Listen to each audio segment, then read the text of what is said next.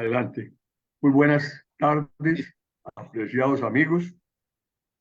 Quiero iniciar saludando a nuestro invitado especial, doctor Carlos Leopoldo Vera Cristo, socio activo de nuestra querida Fundación Cultural El 5 a las 5, a las personas que se han conectado y a los que verán este evento a través de las grabaciones en nuestras redes sociales.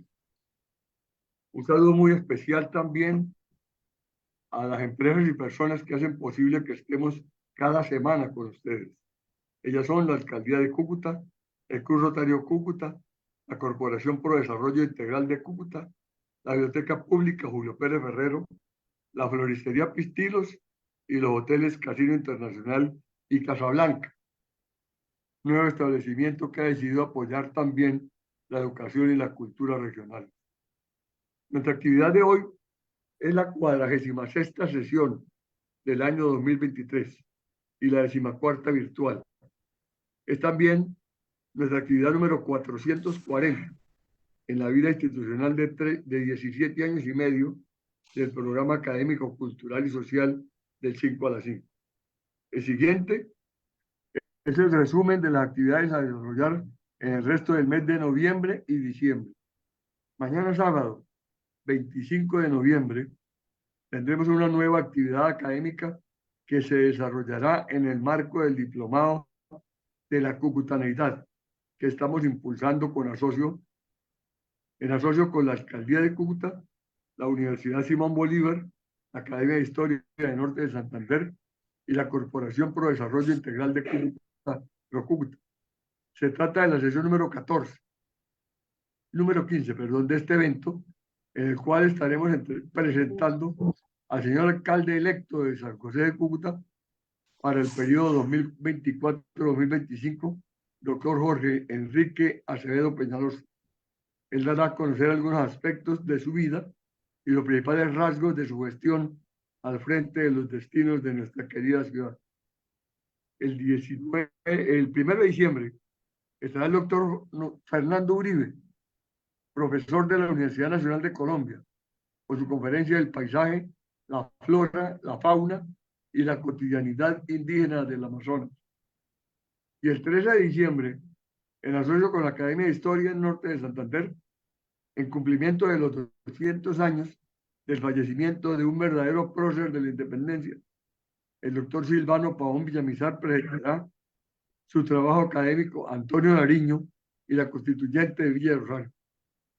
Hoy, 24 de noviembre, la Fundación Cultural El 5 a las 5 se complace en presentar a uno de los más importantes socios, el doctor Carlos Leopoldo Vera Cristo, desde Coria, España, lugar de su residencia, con la conferencia ¿Cómo será el siglo XXIII? Del doctor Vera Cristo se pueden decir muchas cosas, porque es un connotado profesional de la medicina y un ciudadano trotamundo, pues es impresionante lo que ha desarrollado en su carrera profesional desde diferentes partes del mundo. El doctor Carlos Vera Cristo es cucuteño, bachiller del Colegio del Sagrado Corazón, médico oftalmólogo de la Universidad de Antioquia, con especializaciones en el Instituto Castroviejo de Nueva York y Moorfield Eye Institute de Londres y Ocular en Plastic Unit de Sussex de Inglaterra y el Hospital Hotel Dieu de París, Francia. En su ejercicio profesional, a grandes rasgos, se puede decir que ha trabajado de tiempo completo en una clínica de Medellín durante más de 40 años. Ha sido, asimismo, en Riyadh, Arabia Saudita, durante 3 años. Después tuvo 8 meses de tiempo completo en Madrid y Badajoz, España, en los últimos 20 años. En los cargos profesionales muestra que fue profesor auxiliar y coordinador del servicio de oftalmología de la Universidad de Antioquia entre 1968 y 1976. Fue profesor anual curso de Ciencias Básicas de la Universidad de Puerto Rico en San Juan, 1978-2010. Director de estudios y de la sección de córnea y oculoplástica de Eye Institute de Riyadh, Arabia Saudita, entre 2000 a 2002. Cirujano visitante mensual de Hyatt Center Dubai en 2004 a 2012. Fue fundador y director de la Fundación Oftalmológica Colombiana de Medellín, Colombia, en 1977 hasta el presente. Fundador y director del Centro Latinoamericano Visual y Científico de Medellín, Centro Privado de Oftalmología, entre 1999 hasta el presente. Director de la sección de córnea y oculoplástica, Centro Internacional de Oftalmología Avanzada, en Madrid, Baja 2, España, 2003 hasta el presente. En los cargos gremiales ha sido presidente de la Sociedad Antioqueña de Oftalmología en 2 ocasiones, presidente de la Sociedad Colombiana de Oftalmología entre 1983 y 1985, delegado de la Sociedad Francesa de Oftalmología ante la Sociedad Colombiana de Oftalmología entre 1978 y 1992. Entre las membresías, entre otras, ha sido miembro de número de la Sociedad de Oftalmología de Colombia, de Estados Unidos, España, Panamericana, Francia, Arabia Saudita, Bélgica, Venezuela, Ecuador, Bolivia, Perú, Nicaragua y República Dominicana. Y entre sus publicaciones científicas muestra 39 entre capítulos de libros, manuales y artículos para revistas. Otras 2 novelas publicadas en Amazon, 18 artículos en periódicos literarios. Como se puede colegir, el doctor Carlos Leopoldo Vera Cristo es verdaderamente un científico y la ciudad y región debe a este importante ciudadano un reconocimiento especial por su dedicación y profesionalismo. Y de su conferencia de hoy, tengo que agregar que ha despertado un notable interés porque es motivante y prospectivo. Toca dejar que la imaginación vuele hasta el infinito para saber qué puede pasar dentro de más de 177 años. Dejemos pues que el doctor Vera Cristo construya esas visiones imaginarias en el panorama mental de los asistentes. Señoras y señores, favor tomar atenta nota de las experiencias de nuestro conferencista y preparar sus preguntas e inquietudes. El doctor Vera Cristo las responderá una vez termine su disertación. Muchísimas gracias. Diga, por favor, doctor Carlos. Muchas gracias, Patrocinio, muy gentil.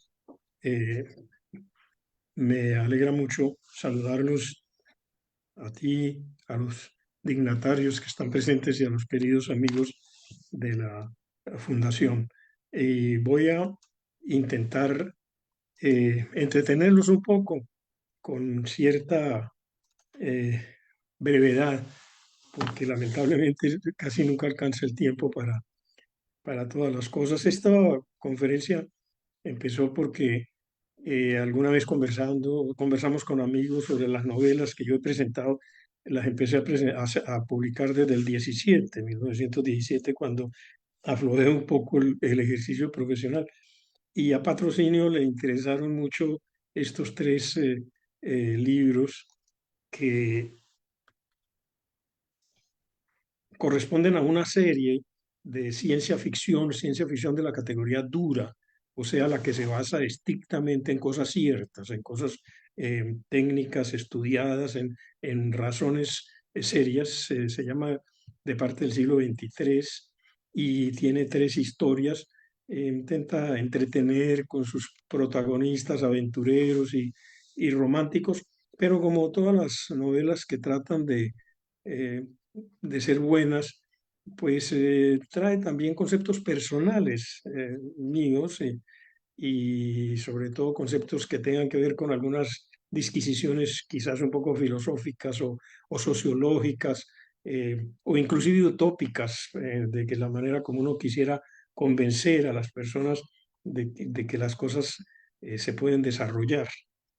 De manera que no se espere nada tecnológico que podamos resolver los grandes problemas de nuestra ciudad, ¿no? Pero sí una visión notoria. Hombre, por alguna razón no me están pasando la diapositiva, no sé por qué, no se adelantan, curioso. La he revisado más de 4 veces y todas las veces funcionó bien. Voy a abreviar y digo, como han presentado en esas 3 novelas, no se trata de una imagen fantasiosa del siglo XXIII, producto de mayor o menor imaginación, sino basada en dos pilares absolutamente objetivos. Uno, la revisión cuidadosa de los adelantos y las proyecciones de la ciencia actual. Y otro, lo que cabría esperarse del comportamiento futuro de la sociedad, teniendo en cuenta el transcurso del pensamiento filosófico y metafísico de los 3 siglos precedentes, cómo ha reaccionado la gente a eso. Y todo esto con base en lo que podría ser enfrentar los retos que sin duda nos esperan: cambio climático, la inteligencia artificial, la naturaleza humana y demás, en cuyo caso resulta indispensable tener en cuenta la ciencia. Hay una frase con la que yo eh, copio un poco lo que le atribuyen a Bolívar o San Martín, ¿no? La ciencia sin humanismo es una desgracia, pero el humanismo sin la ciencia sería una burla. Entonces hay que estimular a todos, y ese es uno de los fines de este tipo de obras, en especial a los jóvenes, a ser científicos, ojalá, porque lo vamos a necesitar, pero por lo menos a mantenerse debidamente informados sobre los avances de la ciencia, porque sin ella no podremos defendernos de lo que nos viene encima. Con esto espero que esta obra cubre muchos temas y respuestas, eh, por ejemplo, cómo se viajará en el tiempo, existirán las Naciones Unidas, etcétera, etcétera. Pero lo que a Patrocinio le interesó por el momento sería que habláramos un poco de cómo será la comunicación lingüística y cómo serán las ciudades en el siglo XXIII, con un poquito de curiosidad sobre cómo serán Cúcuta, Nueva York y Medellín, ¿no? Que es, estoy teniendo una cierta dificultad para pasar las imágenes, no puedo entender por qué, porque de alguna manera esto me marchó muy bien todas las veces que lo he probado. No sé si vamos a tener que recurrir, no me explico la situación, pero sencillamente no pasa. Qué curioso. No. Bueno, Carlos, ahí pasa. si quiere lo diga No, que la pasa. es que yo las modifiqué un poco, pero parece que ya se recuperó.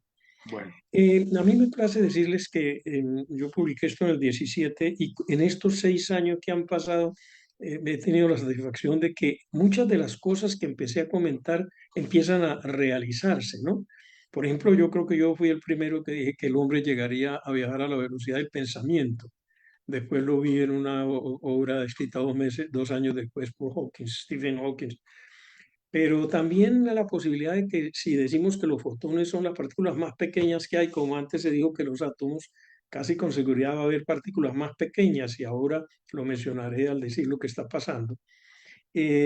Las fechas de bases en la Luna en el año 2030 y en el 2050 las mencionaron, en Marte en el 2050 también las han mencionado últimamente. La longevidad y la jubilación, hablaremos un poquitico de eso. Los trenes atmosféricos de transporte neumático, es curioso, ustedes pueden ver aquí que hay una eh, eh, coincidencia ahí de París antiguo, de finales del siglo, porque ya alguien había hablado de eso, pero eso se había olvidado completamente. Y sin embargo, ahora, en los últimos 3 años, hay dos compañías americanas, la Flight Corporation en Estados Unidos, en Denver, y ahora están planeando, y parece que ya empezaron los trabajos de hacer un tren neumático, y están alcanzando velocidades de 500 kilómetros por hora, metiendo el tren en un tubo que es empujado por compresión, sin gasto de mayor gasto de electricidad. De manera que esas son cosas interesantes que eh, me complace mucho contarles, porque así de repente tomamos un poco más en serio esta pequeña charla, ¿no? Hablemos de la comunicación interlingüística. Eh, bueno, ustedes conocen los antecedentes. De alguna manera los hombres empezaron a hablar distinto. Eh, Unos hablan de la Torre de Babel. Miren ustedes aquí el cuidado que hay que poner al hablar del futuro. Este señor futurista pone una Torre de Babel vertical en esa época, 4.000 años antes de Cristo, que es donde la sitúa, los 5.000. No existía esa técnica, sí existía la técnica de las pirámides, ¿no? Pequeñas plataformas más pequeñas, una puesta encima de otra. Este además pone otras torres de Babel, pero lo cierto es que por alguna razón no podemos negar que los idiomas, seguramente a medida que los hombres se fueron separando y fueron emigrando, el que se iba a 30 kilómetros, pues ya no se volvió a ver con los que habían quedado en la región original y empezaba a hablar un poco distinto. Y ya la quinta generación que vivía a 100 kilómetros y que sí que menos se volvió a ver con ellos, pues ya hablaba distinto, ¿no? Y eso es un problema porque yo creo que los homoparlantes se entienden un poco mejor que los heteroparlantes. Los sudamericanos hemos peleado menos entre países que los europeos porque todos hablamos español. Desgraciadamente peleamos más entre nosotros, pero bueno, esa es otra historia. Pero sí es un factor que yo creo que es importante, ¿no? Eh, la gente le Señor buscó, Carlos, señor Carlos, sí, lo que diga. pasa es que me están diciendo que si puedes poner la pantalla completa, la de la presentación. Se Es, empequeñeció. No, no me di cuenta en qué momento, mira, si disculpe. quieres, no, mira, si quieres, donde dice dar formato al fondo, hacia tu derecha, si quieres, elimina, dale en la X, abajo, Ya, abajo, porque yo creo que donde si le dice doy dar aquí se forma, pone completa. Creo que si le doy, ¿no se pondrá? Si le no, doy no, aquí no, se no, pone. no, no, no, Ah, mira, dime donde entonces. dice dar formato al fondo, si quieres, dale donde, al lado, dale en la X. Es que no tengo esa opción, dar formato al fondo, no lo tengo No, aquí. mira, si ves que arriba hay unas letras, ahí debajo. Si lees que ahí Complemento. dice, ahí debajo de complementos,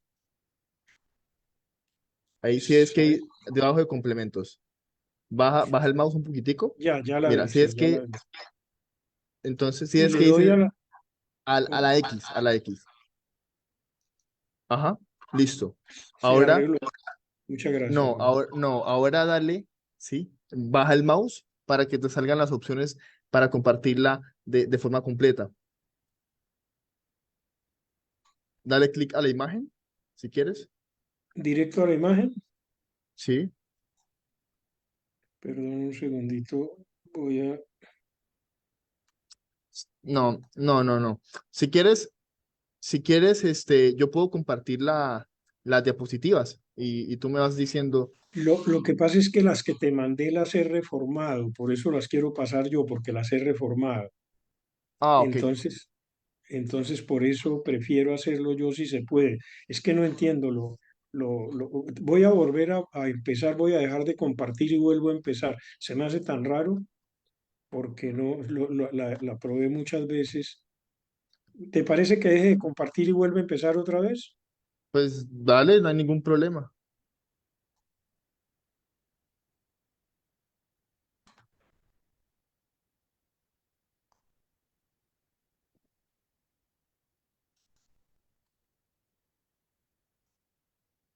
¿Qué tal ahí? No, es que lo que pasa es que aparece un apartado en la parte de, ajá, mira, si quieres baja el Sí, mouse un poquitico, sí. un poco más, ahí te va a aparecer en opciones. Es que a mí, espera, es que a mí no me aparece la imagen completa. Ahí te va a aparecer como un librito debajo. Si quieres, baja el mouse, yo te voy diciendo, baja el mouse, veo, ajá, ahí al lado, a Sí, la parte derecha, a la parte derecha. Ajá, dale ahí, sí, eso es para dale ponerlo en clic. presentación de diapositivas. Ya, Ujú, listo. creo que se nos arregló, ¿verdad? Sí, señor. Bueno, muchas gracias. Espero que sigamos así. Bueno, las soluciones clásicas las pusieron hace muchísimos años. Sí, creo que aquí ya vamos. Mil perdones, por favor. Eh, Empezaron a escribir, pero de manera muy inteligente. Los jeroglíficos que llaman de los egipcios, quiere decir escritura sagrada, en realidad eran ideogramas, eran figuras que despertaban la idea de determinadas cosas. Por ejemplo, bueno, el halcón significaba el halcón, pero cuando había círculo quería decir que ese era el nombre de un faraón. Y inclusive ellos evolucionaron después a que había jeroglíficos para las letras, en cierta forma empezando también con el alfabeto de letras. La gran ventaja que tenía era que todo el que leía hacía hablar a diferentes dialectos de Egipto, si conocía los ideogramas, pues se entendía, aunque él hablara distinto, porque la imagen que a él se le despertaba era un halcón, y tengan esto en cuenta para cuando lleguemos a ese punto, ¿no? Eh, Ahora, el problema es que era difícil, porque había que ser un Miguel Ángel para pintar eso. Y entonces ya la cultura china, principalmente, algunas otras lo hicieron de forma similar, pero no exactamente igual, convirtió los ideogramas en pequeñas figuras estilizadas que son fáciles de escribir, no hay que ser pintor. Entonces, por ejemplo, inicialmente casa la ponían con un cerdito debajo de un techo, porque el cerdito era el animal preferido domesticado, y entonces lo convirtieron en una cosita que se podía escribir. No era necesario ser pintor, ¿no? Una figura estilizada. Fueron progresando, pero todo era ideogramas, es decir, esto da la idea en el cerebro de una casa. Eh, entonces, si usted pone esto, pues resulta que eso es una casa. Y todo el mundo, sea los japoneses que usan una cosa bastante similar, un alfabeto bastante similar, los que hablan cantonés, a pesar de que hablan distinto, cuando leen un periódico, pues lo entienden, porque para ellos esto en chino, pues se dice así, pero se escribe así, en japonés lo dirán de otra manera, pero ellos lo entienden a su forma, ¿no? Nosotros nos creemos a veces muy modernos y resulta que desde luego tenemos lo mismo que los egipcios, ¿no? Esto podría ser un aparato de televisión y un par de señores andando por un corredor y un niño en una nube, ¿no? Nosotros sabemos que esto es un bus y eso lo entienden el alemán y lo entiende el francés y lo entiende el de Timbuktu. Y si un chino viniera y viera esto, que es con lo que señalamos una persona, diría que lo estamos copiando, y un egipcio también. Mire la imagen. Pero de todas maneras eso fue muy interesante. Y supuestamente progresaron mucho más las personas que inventaron ya las letras. Porque resulta que los jeroglíficos, pues había que saberse por lo menos 1000 para poder empezar a pintar. Y los chinos dicen que hay que saberse siquiera 2000 letras para leer un libro bueno, 2000 ideogramas. En cambio, con las letras, pues son apenas 29, creo, ¿no? Eran 24 antes, pero como que han subido. En fin, pero resulta que entonces crearon un nuevo Babel. Crearon un nuevo Babel porque ahora uno sí podía escribir muy bien, podía escribir muy claro, podía escribir únicamente con 20 y pico de letras y no con las 2000 o los 1000 que necesitaban los otros, pero escribía con sus palabras. Y entonces ahí ya usted escribe y ya el otro no le entiende nada de lo que está diciendo. Total que en ese sentido intentaron, fue tan grave la cosa que intentaron inventar, todos ustedes conocen el famoso papiamento, pero con un idioma universal, pero eso se le olvidó a todo el mundo. Entonces arreglaron una parte, pero empeoraron mucho la manera de entenderse. Bueno, ya en una época más moderna empezó a manejarse un poco menor la traducción, no había más remedio. ¿Sabes? Todo el mundo hablaba muy distinto y la escritura era muy distinta. Y en eso hubo pasos fundamentales, ¿no? El primero, las ondas electromagnéticas, ustedes saben, son pequeñas vibraciones en el espacio de muchos órdenes, hay de diferentes colores, las de luz, las de radio, las de tal, pero en fin, con esas ondas se logró hacer objetos aquí, tener traductores humanos. En una gran conferencia la persona habla en su idioma, hay un traductor en una oficina ahí que traduce, usted tiene que comprar audífonos, tiene que poner traductor para el chino, traductor para el inglés, traductor para, si el individuo está hablando en alemán, pero bueno, de alguna manera se pueden entender. Es un poco complicado, pero se pueden entender. Y ese es un avance, fue un avance moderno. Los chips permitieron trabajar con un poquito más de rapidez y entonces en los computadores usted puede introducir un texto y se lo traduce. Pero claro, uno no se puede ir para una conferencia con un computador, cada persona con un computador, y encima le tienen que escribir para que se lo traduzca. Pero de todas maneras, es un gran avance. Rapidísimamente ellos reciben la información, la computarizan, parecido a lo que ahora se va perfeccionando con la inteligencia artificial, que es la misma historia, ¿no? Es decir, permiten a gran velocidad eh, procesar los datos que les dan. Y entonces con esos datos escogen las palabras correspondientes a gran rapidez. Ahora se hace con mucha más rapidez. Entonces la inteligencia artificial es capaz de hacer todavía mucho más. Todo el mundo se asusta de la inteligencia artificial. Es un computador más avanzado que trabaja muchísimo más rápido. No va a cambiar, pero se puede emplear mal o bien. Esa es otra historia que no nos viene aquí, pero bueno, eso es lo que se ha venido haciendo. Entonces, eso quiere decir que se encontraron equipos que son capaces de trabajar con mucha más rapidez. Estamos hablando de la época actual, de la época moderna. A mí mi gran ventaja es que con la invención de las letras, que a mí me pueden pasar la información desde el siglo XXIII al pasado, no se pueden mandar sino las letras, no se pueden mandar otras cosas por medio de agujeros negros que confluyen y gusanos que deforman el tiempo y lo permiten retroceder. Entonces yo les doy la información que viene de allá. Afortunadamente, si hubiera con jeroglíficos no me lo hubieran podido mandar, pero bueno, sigo comentándoselo a todos ustedes. Y la neurociencia moderna, históricamente sabemos, y saben en el siglo XXIII que fue una de las cosas principales para esta solución que les voy a comentar, porque primero empezó a descubrir que el cerebro era el que manejaba los movimientos y muchas de las sensaciones, no era el corazón como creían primero sobre las sensaciones, pero funcionaba porque está conectado con un poco de alambritos, cordones, que llevan la sensación, a usted lo tocan aquí, los nervios se la llevan al cerebro. Y entonces eso fue importantísimo, porque no es que la llevaba ni el alma ni nada, no quiero meterme en religión, pero la llevaban en esos cordones, ¿no? Y lo fueron describiendo. Ramón y Cajal, el español, es uno de los que más ha podido, más importantes fue en esa época, ganó el premio Nobel con eso y descubrió la parte anatómica del sistema nervioso. Y entonces ya se entendió que el cerebro era una especie de lo que ahora llamamos computador. Llegan cantidades de cables y él los tiene que procesar. Es el procesador por excelencia, el chip, la unión de chips por excelencia.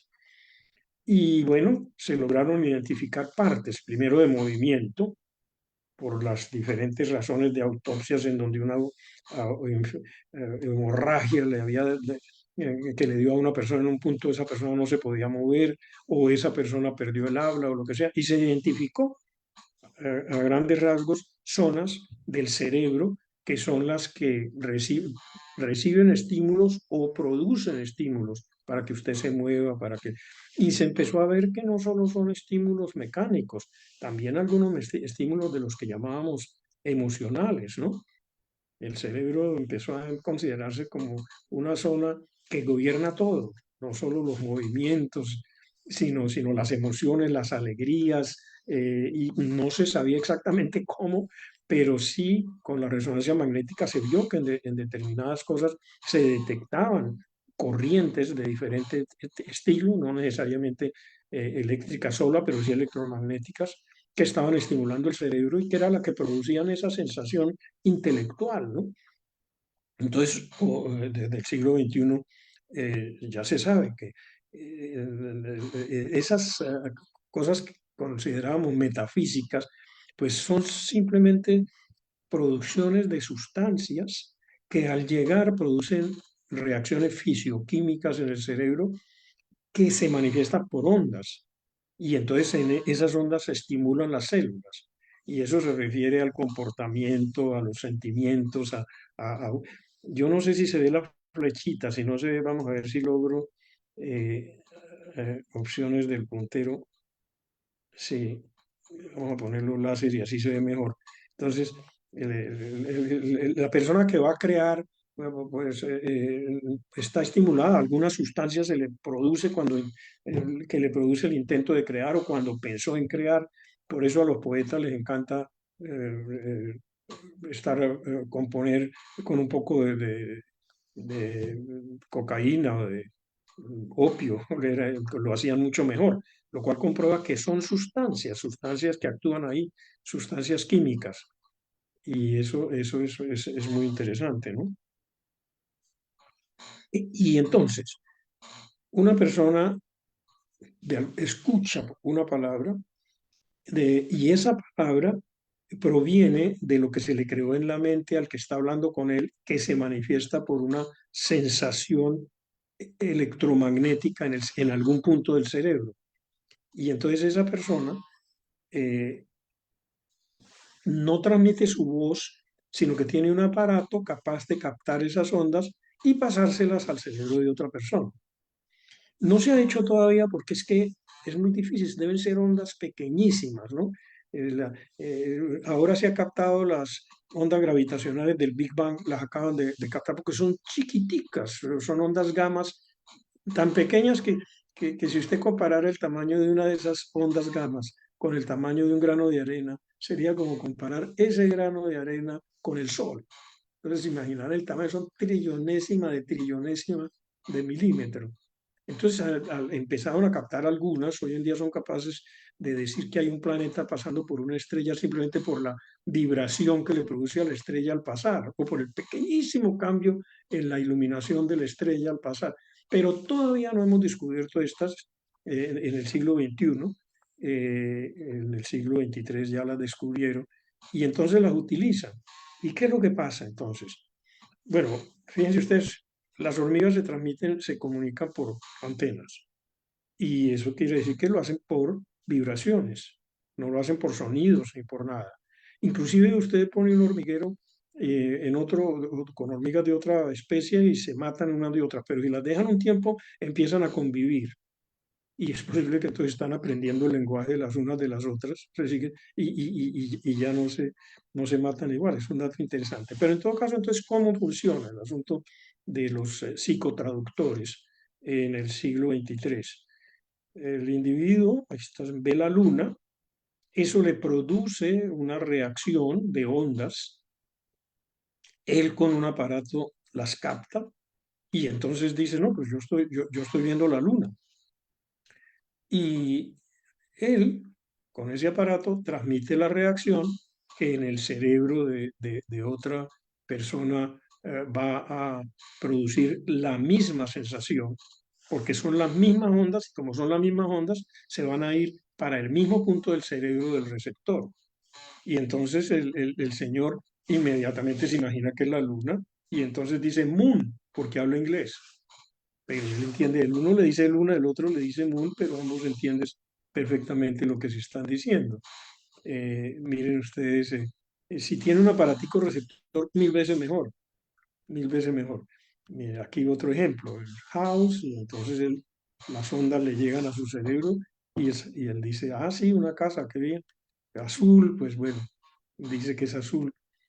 Y hacia el siglo, a principios del siglo XXIII, había que hacerlo con cascos grandes que se fueron disminuyendo y hoy en día, en el siglo XXV, tienen unos aparaticos ahí auditivos muy cómodos y se los llevan para cualquier reunión. Se van para una reunión y cada cual lleva su aparatico en el oído, ¿no? Y entonces hay un aparato que capta, esto ya es más moderno, eh, y apareció aproximadamente en el 2230, y le capta y entonces lanza las ondas que ya le van cayendo a todo, ya no se necesita ni el pequeño audífono de que hablamos. Ahora, se necesita hablar, porque si no, las ondas no se captan. Pero llegará un momento en que con que la otra persona piense, entonces ya las ondas se captan y por el aparatico se le transmiten al cerebro de la otra persona. Entonces eso, y yo no sabría decir en cuántos años, pero no deben ser muchos, es que nos podemos leer el pensamiento, con lo que eso puede implicar o no puede implicar, ¿no? Cada cual verá lo que pase, pero cuando nos empecemos a leer el pensamiento, pues a mí no me parece incómodo porque uno sabe quién le va a hacer daño y quién no le va a hacer daño, y quién le está diciendo mentiras y quién sí lo quiere y quién no lo quiere. El problema es que si eso está en armas de un dictador, en manos de un dictador y sus áulicos, pues entonces le importa nada lo que uno piense, porque lo tiene dominado y no le importa que uno sepa lo que él va a hacer, porque lo tiene dominado, pero encima con eso se puede defender de uno.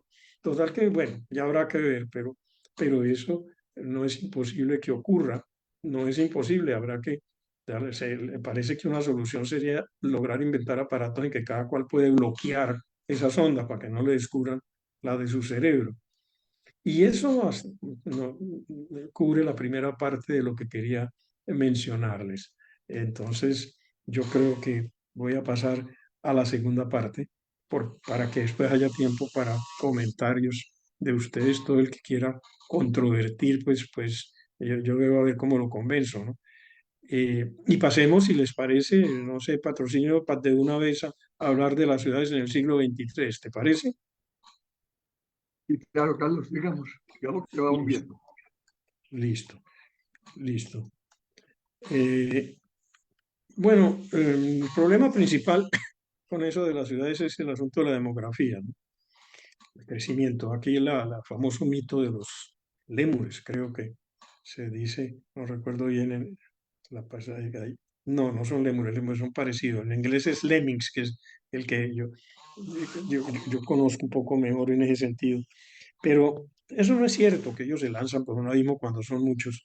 Pero sí es cierto que se van desplazando, a medida que van creciendo se van desplazando y muchos se mueren a veces porque los van desplazando a sitios donde no hay alimento y se van muriendo.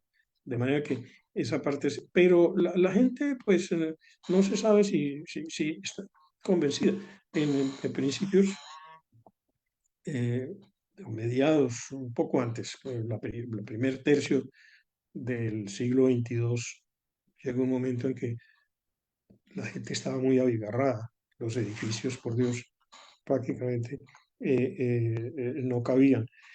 Curiosamente, desde que Malthus habló del problema demográfico, la gente empezó a hablar de que había que controlar los nacimientos, pero en los últimos 5 años, si uno lee sobre el tema, lo que están diciendo es que hay que volver a aumentar los nacimientos porque los viejos, entonces no va a haber jóvenes para sostener a los viejos, como si los viejos no hubieran pagado ya con 30 años de cotizaciones el sostenimiento, pero en fin. Pero bueno, tampoco va a haber quien produzca. Entonces ahora en el mundo desarrollado hablan más de que hay que tener más hijos, ¿no? Pero el problema de todos modos, no se puede negar. Esta es una foto reciente en la India y es un día normal en una calle, ¿no? Ahora dicen que la India tiene más habitantes que China.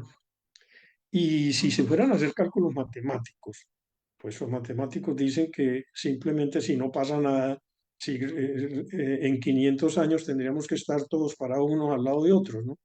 Y peor, con la cuestión del calentamiento global y la sequía, la gente se va a tener que ir para los polos y allá sí que unos encima de otros, ¿no? Me parece uno que nos vamos a caer. De manera que la demografía es uno de los problemas. No es lo mismo mm, a estar en una meseta viviendo 10 personas que 10 millones. Ese es uno de los principales problemas. En el siglo XXIII la longevidad es de 125 años. Y aquí hay una cosa interesante, la quiero mencionar porque yo la escribí hace 6 años. La jubilación empieza a los 80, pero no empieza de inmediato completa. A los 80 usted se jubila 2 horas y entonces trabaja 6 horas y por ahí a los 90 se jubila 4 horas y por ahí a los 100 ya sí se jubila del todo. Curiosamente en el Japón el año pasado acaban de empezar una ley, proyectan una ley, se ha presentado, en que la jubilación empiece así de forma parcial, que no se empiece de jubilación de una vez, sino de forma parcial. Y sinceramente yo creo que ese va a ser el futuro de la jubilación. Bueno, por curiosidad les pongo cuáles son las ciudades más viejas del mundo. Pues no estamos hablando de asentamientos habrá hace 15.000 años, pero ya ciudades que verdaderamente se pudieran llamar así. Bueno, Biblos del Líbano, que lo interesante que tiene es que todavía está habitada. Si usted va al Líbano ahora, allá está Biblos, ¿no? Viene de del nombre de la Biblia. Jericó, como todo el mundo, usted lee sobre Jericó, unos dicen que tiene 15.000 años, otros que 2.000, otros, pero bueno, pero esas son, generalmente los académicos aceptan a Catalayuk, la ciudad turca, como la ciudad posiblemente la más vieja, de 7.500 años antes de Cristo. Pero las ciudades, para ser sostenibles, que es lo que afrontaremos más adelante, pues tienen que tener buena salud, buena motilidad, buena seguridad. Yo no pretendo dictar una cátedra de eso, entre ustedes hay muchos que saben muchísimo más que yo de eso, pero de todos modos, si no, no se puede vivir en las ciudades y cada vez se podrá ir menos mientras menos haya. Aquí quiero mostrarles una cosa interesante de Hawking, de Stephen Hawking, ¿no? No lo hago con fines políticos, de hecho él escribió esto para, por la elección de Trump, a él no le gustaba mucho Trump, y entonces, sin duda nuestro mundo es políticamente más inestable que en cualquier otro momento de mi vida. Un gran número de personas se sienten abandonadas económicas y socialmente. Como resultado están recurriendo a políticos populistas o al menos populares que tienen una experiencia limitada de gobierno y cuya capacidad para tomar decisiones sensatas ante una crisis aún no se ha probado. Así que eso implicaría que el reloj del juicio final de los científicos después de la Segunda Guerra Mundial para referirse al fin de la civilización debería adelantarse. Vamos a irnos más rápido hacia el final, porque esto está implicando mayor posibilidad de fuerzas descuidadas o malévolas que precipiten el Armagedón. Yo lo coloco aquí porque me parece importante, pero también porque en lo que yo escribo puse algo similar, ustedes lo verán más adelante sobre el tema, para darnos cuenta de lo que posiblemente vaya a ir pasando con las ciudades. Eh, bueno, dejemos eso por un momentico y voy a hablarles de lo que han sido las soluciones modernas, son interesantes, ¿no? Eh, la gente se empezó a dar cuenta que estaba faltando el aire y entonces hubo grandes parques. Bueno, este es el Hyde de Londres, que ese sí desde 1700 y pico era una zona de caza y los reyes se lo dejaron para que la gente viviera. Es un parque de más o menos 2 kilómetros cuadrados. Es muy bello, tiene muchas cosas, entre ellas estanques. Bueno, el famoso Central Park de Nueva York es bastante más grande, tiene 3 kilómetros cuadrados, quizás un poquito más, y tiene hasta un zoológico ahí adentro, pero lo rodea pues Nueva York, pero es un gran espacio libre. No sé, no sé, no recuerdo de qué ciudad puede ser este, también es grande, pero un parque moderno por el estilo, ¿no? La ciudad que en eso se lleva la palma, así un poquito exagerada, es Phoenix, Phoenix en Estados Unidos, en Arizona, porque ese desde los años 40 empezó a apartar un terreno para un parque y tiene un parque de 65 kilómetros cuadrados. Es casi casi la mitad de la ciudad. En muchos puntos la ciudad está verdaderamente rodeada por el parque, ¿no? Y es una de las grandes atracciones que tiene. Nosotros en eso estamos tal vez un poco retrasados, ¿no? Este es nuestro queridísimo Parque Santander, tiene un décimo de kilómetro, pero bueno, desde el principio, como todos ustedes saben, tuvo problemas porque había ahí unos vendedores de fruta, no se querían ir, cuando trataron de sembrar un parque, árboles se los tumbaron, bueno, ustedes conocen la historia, pero entonces en eso tal vez habría que poner un poquito más de atención desde el punto de vista de la salud de una ciudad y sin miedo. Yo he leído mucho sobre las discusiones que hay entre quienes son más ecologistas y quienes son más empresarios. Y bueno, eso tiene que pensar en las dos cosas, porque indudablemente se necesita, ¿no? La solución más actual es sembrar árboles en los balcones. Y bueno, eso se está poniendo cada vez más de moda, cada vez se ven más. Hoy en algunos sitios, esto es China, esto es Italia, sí, hay, en Bogotá se ven, pero ahora hablamos tal vez de eso, ahora hablamos un momentito. Otra solución que han puesto es descontaminar los ríos que pasan por las ciudades, ¿no? Este es el bellísimo río Chicago. Es extraordinario porque desde los años 40, como se dieron cuenta que estaba contaminando mucho el lago Michigan, entonces dijeron vamos a limpiar esto y lo desviaron para que no siguiera desembocando en el lago Michigan, sino que se fuera a desembocar al Mississippi. Y para mejorar la cosa, abrieron un canal desnivelado desde el lago Mississippi hasta el río, para que cuando sube la marea un poco en el lago, se venga agua limpia del lago y limpie todavía más el río y lleve las aguas hasta el Mississippi. Entonces usted anda por Chicago hoy en día y es en este siglo XXI una agua cristalina, se ven los pescados, ¿no? En eso yo creo que también nosotros fallamos un poquito porque, por ejemplo, este es el río Medellín. Nuestro tiene dos plantas de descontaminación, la una puesta hace como 10 años o 14 y la otra hace como 4, una cosa así. Pero este es el aspecto usual. Inclusive un día una fábrica le dio por echar una cosa roja y se ve así. Entonces, bueno, para llegar a esto faltará tiempo, ¿no? Faltará tiempo y como todo sigue progresando, yo me permito hacerlo notar porque para que nos estimulemos sin miedo a trabajar en eso, por eso la plata que se gasta en eso, desde luego, eh, vale la pena. Otra cosa que han hecho para disminuir la congestión es en la motilidad de los eh, personas, en disciplinas que se han preocupado, han ayudado más a eso desde el principio. Los famosos buses verticalizando el transporte.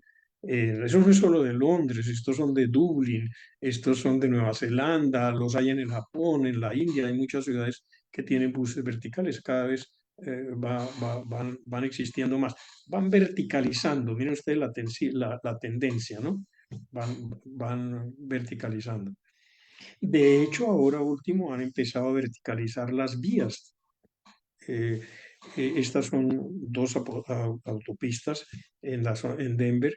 La una va por abajo por muchos kilómetros, no es un viaducto cualquiera, no, van por muchos kilómetros, autopistas de 6 vías.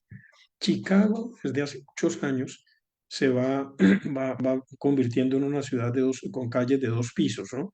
Por comunicaciones entre los edificios, porque esto aquí es un sótano por lo menos de 40, no sótano, un espacio cerrado, un viaducto, pero por lo menos de 50 metros de longitud.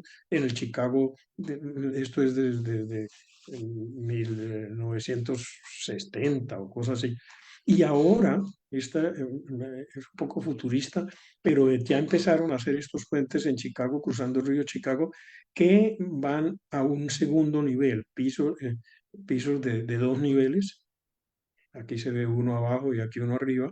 Y entonces los puentes llegan a la zona del segundo nivel. En la verticalización, Chicago ha sido uno de los pioneros principales, ¿no?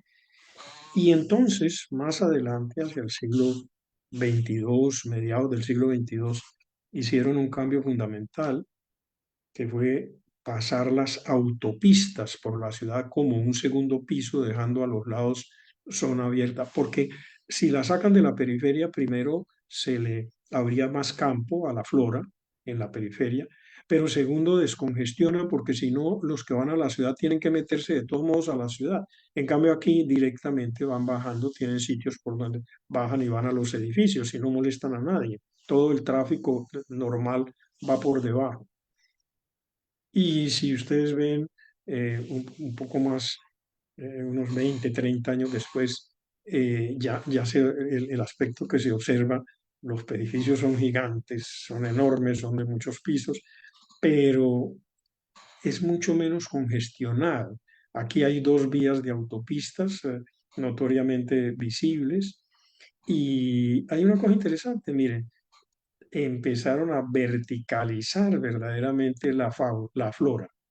No son árboles en los balcones, son bosques en los edificios. Y eso permite entonces descongestionar. Queda mucha zona para que también se puedan plantar ahí árboles y hacer campos. Pero esto es cuestión de mediados del siglo XXII, todavía un poco anticuada, un poco anticuada.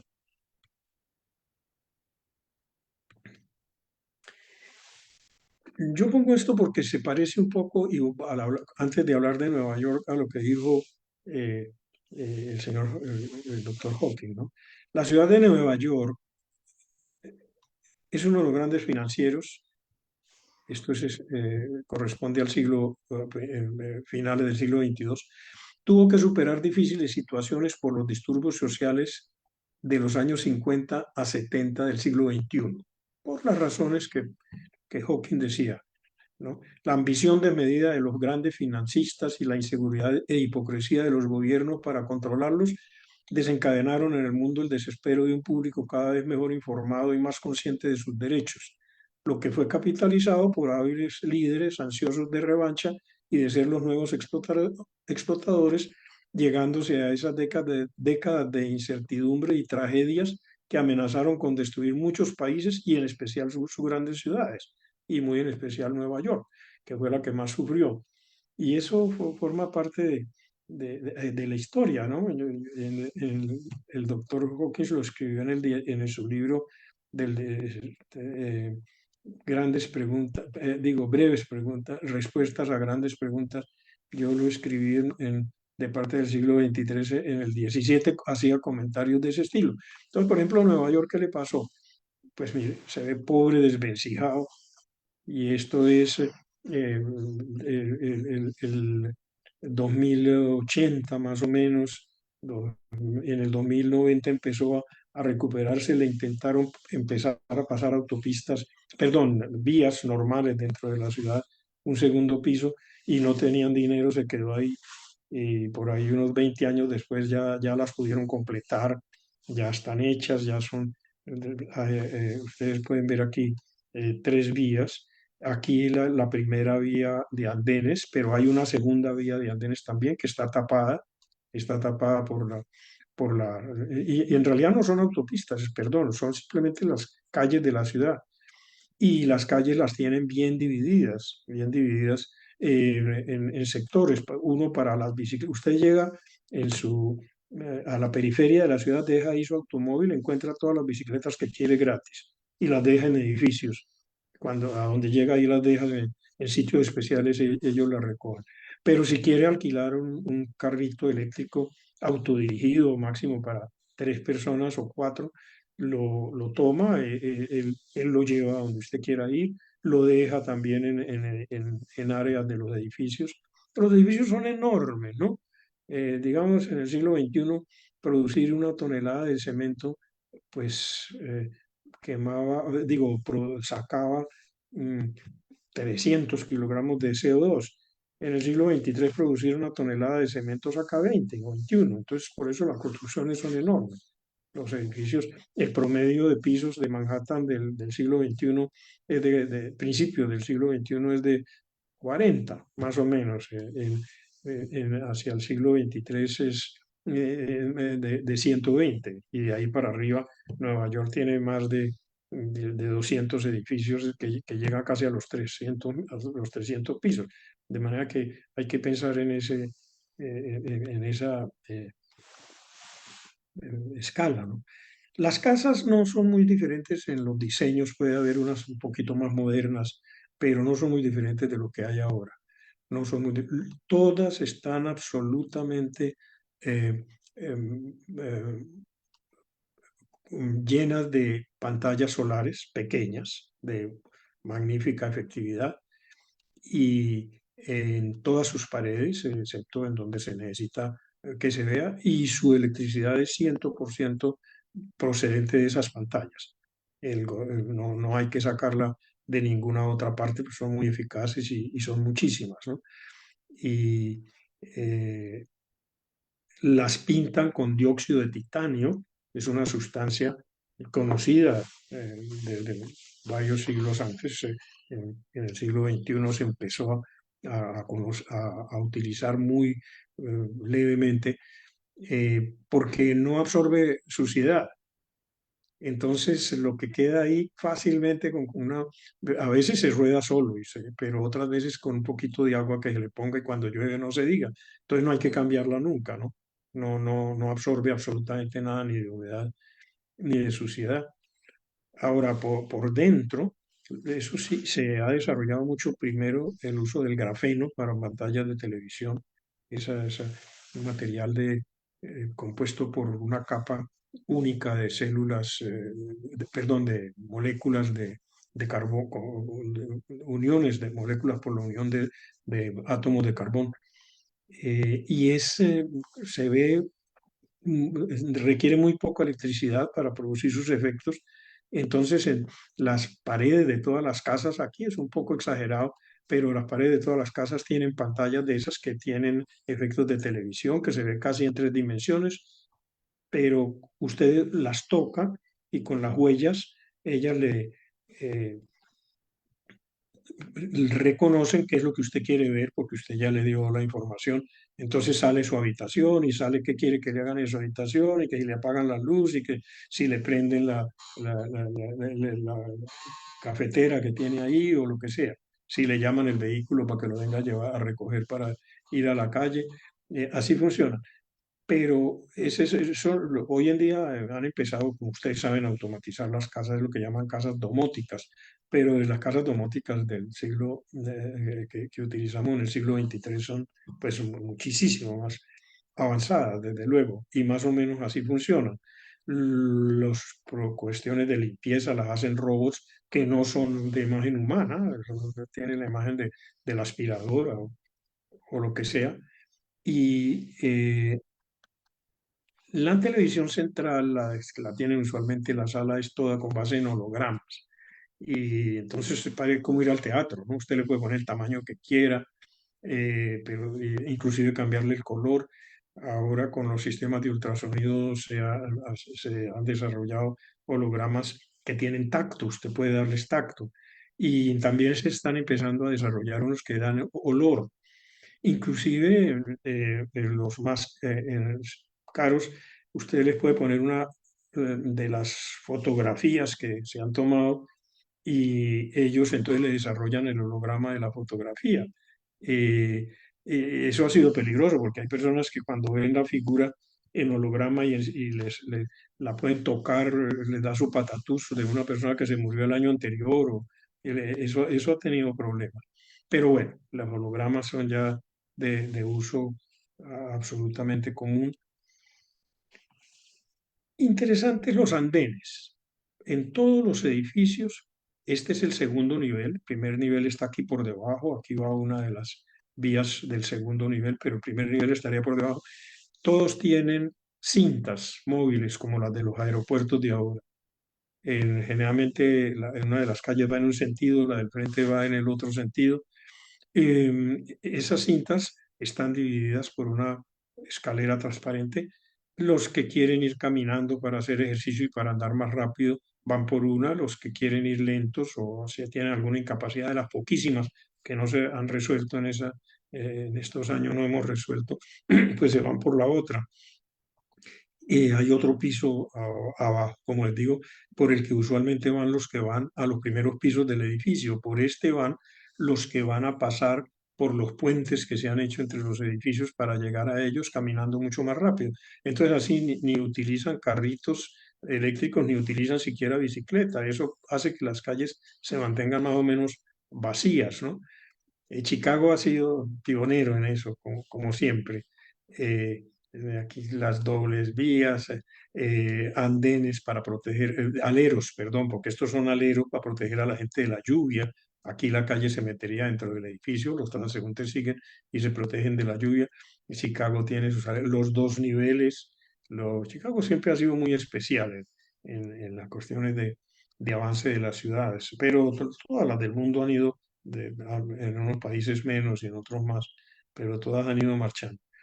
Claro, el problema es la flora, ¿no?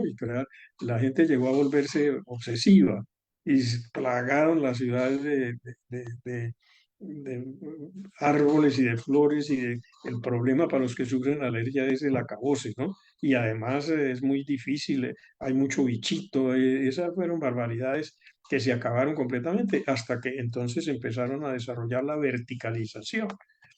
Hay un malayo, su nombre me parece que es Yanko, algo así, que está trabajando mucho sobre la verticalización. Es muy interesante.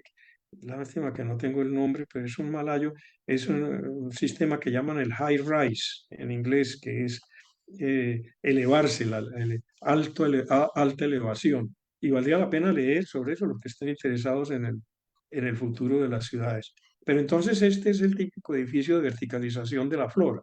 En un edificio, esto es un parque completo.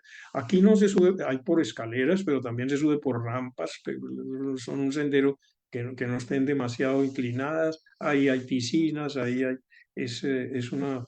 eh, y todavía no es lo más moderno. Lo más moderno es que dejaron de lado eso de hacer edificios que sean parques altísimos, sino que en cada edificio se le pone la norma de que cada 10 pisos haga 4 pisos de parque.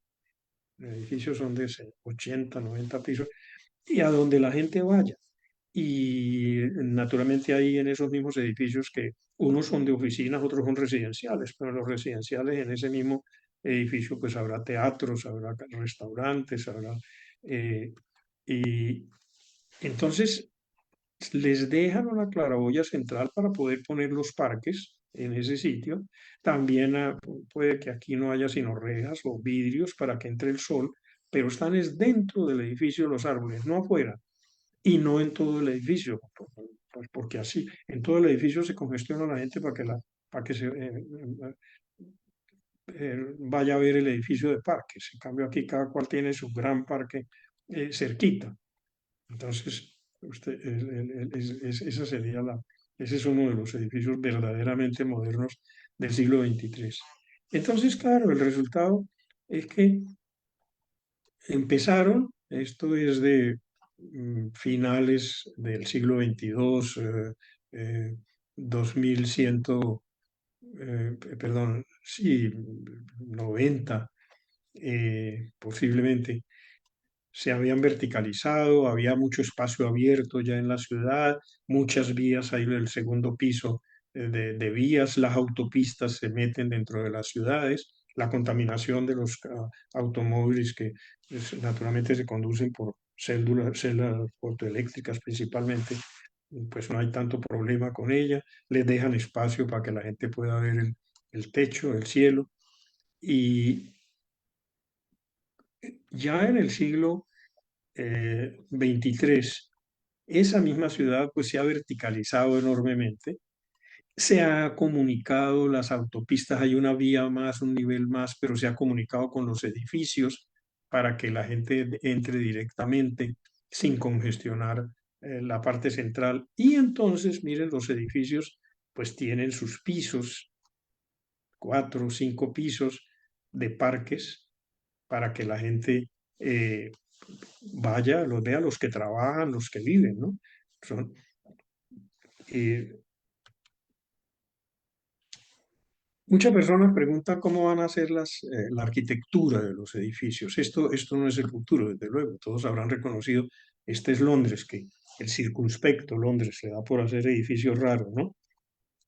La torre de Santa María, Saint Mary, y el Shard, que son un poco edificios modernos, es verdaderamente bello verlos. Pero miren cómo está de abigarrado el resto de la ciudad. Bueno, algunos se exageran diciendo que el futuro va a tener cosas rarísimas. Da un poquito de risa, esto no sirve para nada, ¿no? Aquí esto fuera de echar hojas, usted no puede subir por ahí, no puede distraerse. De manera que esos tal vez son cositas exageradas. Esto es muy bello, pero también es una exageración. Pero aquí sí hay un parque mira, estos son 5 pisos, parque, y así, 5 pisos, parque. De manera que de repente lo hacen así, eso es muy bonito, pero ya dependerá de los arquitectos. Pero siguen el mismo principio, a medida que se verticalizan, entonces queda más espacio libre.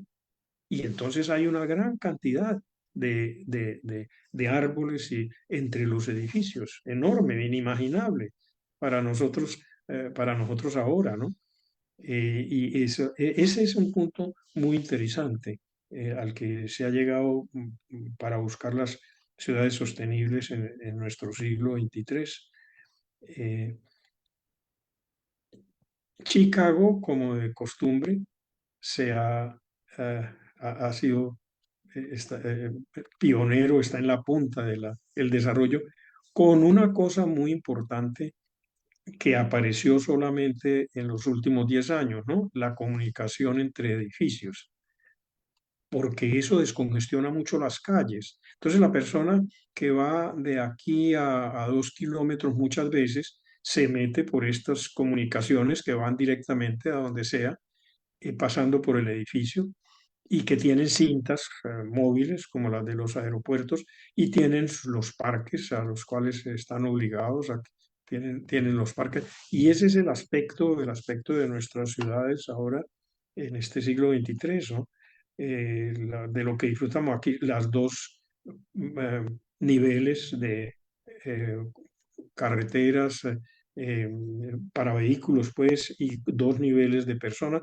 Es obligatorio por encima del segundo nivel poner alerones que protejan a la gente de la lluvia, porque es para que la gente ande cómoda. El río sigue pues todavía mucho más descontaminado que antes. Es interesante, ¿no? Y entonces eso trae una consecuencia con la que termino y que yo creo que hay que tener muy en cuenta. Y es que miren esto con la concentración de habitantes en la ciudad del siglo XXI y compárenlo con lo del siglo XXIII, las vías por encima, pero hay casi más bosques que casas porque se verticalizó. La verticalización, desde luego, antes decían que con el tiempo y por el clima que se va a calentar nos vamos a tener que volver a meter en cavernas. No, no, vamos a vivir en edificios que eh, muy fáciles de climatizar, muy fáciles de permitir que se procesen los residuos, porque hay sitios de recepción que lo vuelven cenizas con compresión adiabática, calor de la compresión adiabática, y entonces esas cenizas de lo reciclable las recogen camiones y se las llevan para grandes fábricas que las vuelven a reciclar. Y en los barrios de un poco menos recursos, pues en lugar de que en cada casa o en cada edificio lo haga, en la manzana hay un sitio donde la tubería la lleva y los camiones la recogen y de nuevo se hace lo mismo. Entonces es mucho más fácil mantener la ciudad limpia. No digamos la seguridad, ¿no? La seguridad, pues es muchísimo más fácil controlarla en un edificio y la gente está más acerca una de otra para ver que la seguridad más... Y la climatización, pues ni me digo. No se tiene que preocupar en absoluto de la climatización. Y entonces por eso la verticalización es una de las cosas bien importantes. Y este sería el aspecto verdaderamente final, ¿no? Observen ustedes las grandes puentes entre edificios. La gran mayoría de las ciudades es selva, es bosques. Aquí también hay parques para las personas, pero las personas tienen aquí algunos caminos bien por si quieren ir a caminar, pero es verdaderamente selva. Inclusive en los sitios más avanzados ya han logrado que los animales ocupen la selva. La gente ya está viviendo volvió a vivir en la selva como cualquier compañero motilón o que pone su rancho ahí, ellos ponen su edificio ahí, se meten a la ciudad algunos animales o muchos, la gente los tienen, los mantienen controlados, ponen en algunos sitios, hay pequeños simulacros de pueblitos que pueden ir así como haciendo un safari, pero los mantienen controlados. En otros sitios hay grandes vallas para que las grandes fieras no se estén comiendo a los amigos humanos, pero viven así. Viven, la gente vive entre las selvas, ya se unió de nuevo la naturaleza con el hombre y no tienen problema. Claro, me han preguntado y me decía Patrocinio que comentar algo sobre Medellín y Cúcuta, ¿no? Bueno, Medellín, este es el Medellín de hoy en día. Medellín en el siglo XXIII, pues va a ser esto. No todos los amigos de Medellín están contentos conmigo cuando publiqué el libro, pero es el lago de Aburrá. Medellín está después de las montañas están las mesetas de Medellín, que son más grandes que la sabana de Bogotá. Y entonces aquí en Medellín se volvió invivible. Medellín ya desde los años 50, 60, con todos los problemas que hemos hablado sociales y además con la cantidad de gente se volvió invivible. Desde el siglo XXI la gente empezó a irse para las mesetas, pero llegó un momento, pelearon 30 o 40 años en que no lo permitían y que cómo iban a acabar con Medellín y se fue yendo la gente y ahora la gente adora su nuevo Medellín que tiene como 8 millones de habitantes o 9, pero está de las montañas para allá. Porque es que cuando se fue la gente para las mesetas, perdón, allá no había agua. Entonces les tocó hacer poner un dique en Girardota, otro dique en Bello y hacer ese gran lago que tiene pescados traídos del Amazonas ya, ah, bellísimos, toda clase de deportes náuticos, etcétera, etcétera. Inclusive le han hecho una gran eh, eh, pista artificial para esquiar así funciona Medellín. Y nuestra bella Cúcuta, pues valdría la pena detenernos unos 3 o 4 minutos en ella, ¿no? Porque primero sigue como todas las ciudades, se verticalizó, hay parques dentro de los edificios, un poco a la manera cucuteña también lo ponen en el balcón, pero bueno, pero hay parques en la mayoría de los edificios, se comunican por puentes, hasta toda la zona está rodeada de selva, pero en la Malecón pues prácticamente es un gran parque que empieza en el parque de San Rafael y termina en el parque de San Luis. La gente se ha puesto de acuerdo. Yo sé que se pelea que si los empresarios, que si no se puede. Y resulta que ahí hay que hacer progresar. Se pueden hacer algunos edificios, algunas cosas, pero saber que de todas maneras hay que conservar parques y eso no se puede hacer a mi manera de ver, tal vez discutiendo, ¿no? Se supone, oiga, no, aquí hay que dejar selva y entonces vamos a ver cómo hacemos, pero también hay que hacer cosas que se necesita para progresar. Y entonces eso se requiere un acuerdo de todo el mundo. Se pusieron de acuerdo los londinenses en 1700 con el rey, pues tal vez no sea tan difícil, ¿no? Estos edificios modernos, pues mire, siguen la norma. 4 pisos o 5 de parques, lo demás, estos son residenciales en las afueras de Cúcuta. Y eh, bueno, yo creo que eso es lo más importante es que en el pasajero pues no se hizo una explotación turística, pero bien coordinada y con miras futuristas y pensando en grande. Se trajo a los motilones que conocen cómo se maneja ahí la naturaleza, estaban bien entrenados también en cuestiones gerenciales. Ellos gerencian algunos, aquí están ocultos, de restaurantes especiales que se pudieron poner, pero hay un hotel gigantesco. Esta es la famosa imagen de Bolívar, que espero que todavía se siga viendo, y en ese hotel con una gran cúpula rotatoria, de ahí se puede ver casi hasta el Catatumbo, que es uno de los enormes atractivos del Cerro Tasadero, y ahí está el bellísimo funicular o teleférico desde el Cerro Tasadero hasta el Cerro de la Vieja en Chinácota, 20 kilómetros solo, más o menos, yo creo que es más o menos de bellísimas vistas, que vienen turistas de todo el mundo a hacer ese paseíto, ¿no? El Pamplonita muy bien canalizado. Y esa es más o menos la visión que estas novelas de que hemos hablado y mía personal, uno en las novelas, pues si uno quiere pretende que sean más o menos buenas, mete también sus conceptos, no solo la aventura, tiene no solo el protagonismo de personas simpáticas, sino algunos conceptos personales, inclusive yo creo que fantasías algo utópicas, pero es porque eso es lo que uno desearía, ¿no? Y se puede, si se tiene ese concepto, se puede funcionar trabajando y pensando de manera que el futuro pueda ser así, ¿no? Aquí vuelvo a citar a Hawking.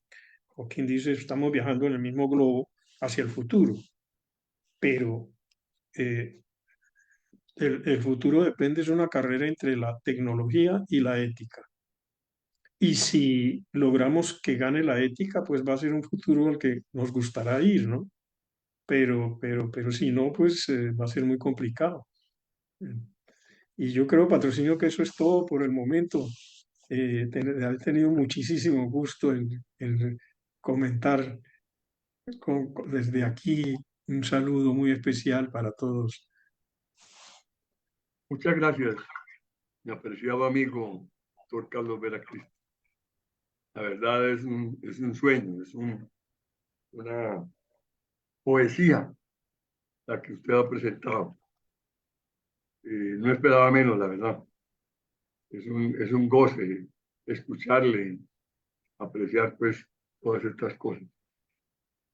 Mm, Muchas yo gracias. lo miro con todo el optimismo del caso, pero siempre pienso que quienes hemos tenido la oportunidad de ir a Estados Unidos y a Europa, pues vemos ese retraso tan grande que tenemos en este país, principalmente en nuestra región, ¿no? Eh, Hasta ahora vamos a hacer en Bogotá el, el metro, ¿no? Y eso no se pone de acuerdo el presidente con la alcaldesa, ¿no? Y eso demora un resto de tiempo. Y todos los colombianos tenemos que pagar eh, algún impuesto relacionado con eso. Ahora, tener nosotros en Cúcuta un transporte masivo, pues hemos venido siempre luchando, pero siempre lo hemos venido aplazando y es una necesidad muy grande.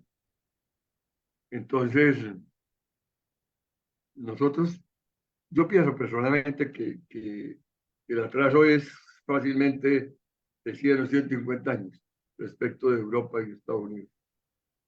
Lamentablemente, sí. Sí. ¿Sí? Entonces, si nos vamos, si usted se va hasta el año 2300 y punta al siglo, entonces, pues estaremos de pronto mirando algo que no corresponde a las posibilidades. Pero no, magnífica la exposición. Le quiero poner de presente que el doctor Álvaro Pedrosa comentó, perdón, un segundito, comentó que excelente visión y perspectiva urbanística y de dinámica social para describir lo que seguramente será el mundo de los siglos venideros. Y Jorge Enrique Maldonado Vargas pregunta, es así, ¿cuál puede ser la evolución de la educación en el siglo XXIII? Dejo la palabra, doctor. ¿Me dices que lo conteste o va a Sí, hablar? por favor. Ah, Sí, por favor. el motor de la educación es la pregunta.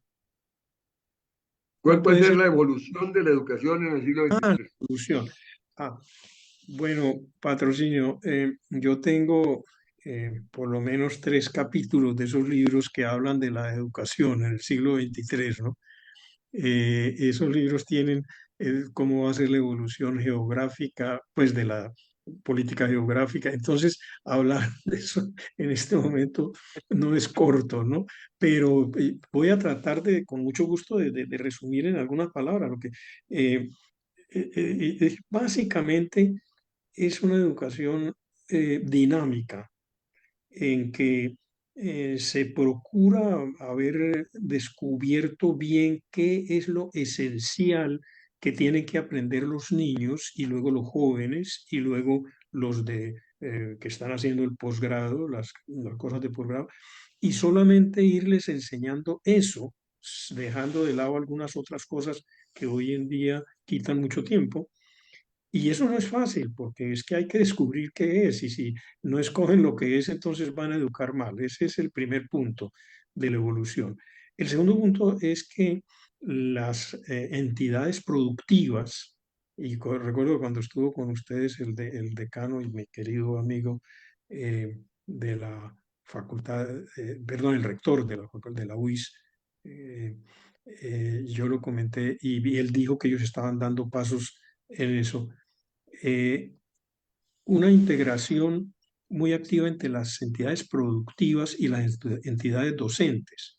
De manera que en los últimos años los productores hablen con la universidad para que prácticamente cada estudiante reciba una educación práctica que podría utilizarse en el campo ese de la producción, inclusive con un puesto fijo, por lo menos por 5 años después de que salga y termine, y entonces aprenda lo que necesita para esa producción y no el currículum extenso que le quita tiempo de otras cosas. Muchos dicen, bueno, pero entonces no le va a servir sino a esa fábrica. No, no es cierto, porque hay una serie de cosas básicas que sirven para todas. Y una persona que llega con esa base y dentro de 5 años quiere cambiar, en cuestión de 6 meses se va para otra parte, porque entonces yo no... Esas son las dos bases principales de la educación. Yo en el libro hablo de cuánto se demora, de qué tiempo, de por dónde van, y tal. Pero lo básico sería eso lo que podría decir, ¿no? Muchas gracias. Bueno, el doctor Pedrosa nuevamente dice, gracias, doctor Carlos. ¿Cómo cree que se manejará en el siglo XXIII el tema de la navegación aérea con esa dimensión vertical de crecimiento urbano? También tengo un capítulo sobre eso en el libro. Aquí estamos hablando solamente de dos pequeñísimos aspectos, ¿no? Pero obviamente los aviones en el siglo XXIII, doctor Álvaro, admirado doctor Álvaro, van a despegar verticalmente, ¿no? Eso no van a despegar horizontalmente. Entonces, obviamente, no se van a necesitar demasiadas pistas. Pero más importante que eso, todos se van a mover por las microceldas solares. Van a haber mucha, la tienen ahí, se mueven por eso. Quizás con alguna otra forma de energía más o menos limpia, pero principalmente esas celdas van a mejorar en su eficiencia enormemente y en su peso, y entonces sus paredes van a estar tapizadas. De manera que no hay problema, cualquier espacio de esos salen de para arriba y bajan vertical. Hasta en cualquier ciudad, por gigante que sea, tiene un aeropuerto quizás un poco más pequeño que el Camilo Daza, ¿no? Excepto con edificios altos para la gente. Esa yo la forma como yo creo que Muy, muy va buena a la pasar. respuesta. Desafortunadamente no hay más preguntas. Afortunadamente para usted, porque yo espero que ya casi está a las 2 de la mañana en A España. ver ¿Sí? qué tenemos. Sí, bueno, no es tanto. Son apenas las que 1:30. Es que como Una y ahora media. se atrasa la hora 1 hora, ¿no? Sí, sí, Pero yo siempre soy un gran trasnochador y sí, además he sí, sí. estado Yo sé. muy honrado y muy contento de poderme comunicar con ustedes de nuevo, que tengan la paciencia de escuchar esto. Ha sido un gran placer, patrocinio, muy agradecido. Otra cosa, antes de que se vaya, tenga la bondad de indicarnos el libro, la novela, pues, en la que usted Mire, narra todo es esto. una serie de 3 novelas, patrocinio, pero, Ajá, ¿sabe? Yo las estoy repasando porque fueron publicadas en el 17 y el 18. ajá, Entonces voy a sacar la segunda edición de las 3 ahora en ajá, febrero, con ya, modificaciones de acuerdo a lo nuevo, esencialmente lo mismo, pero con cierta... Entonces, cuando en febrero debe salir, en febrero máximo marzo, y con mucho ajá, gusto les mandaré el dato y el contacto, ¿no? Porque ahora, listo, sí, ya listo. pronto, ¿cómo Bueno, no? muchas gracias de verdad a usted, doctor Veracristo. A ustedes, Importantísima patrocinio, conferencia. especial a ti que te interesaste. Y que Gracias. tengan una muy buena noche. Bueno, muy Gracias. Y buena a todos los que se conectaron, que muchas también, gracias. Esperamos pues igual. que le han pasado bien. Gracias y muy buenas noches. Un abrazo Gracias, grande, patrocinio. doctor. Hasta luego. Esté bien. Adiós. Un saludo muy especial para todos.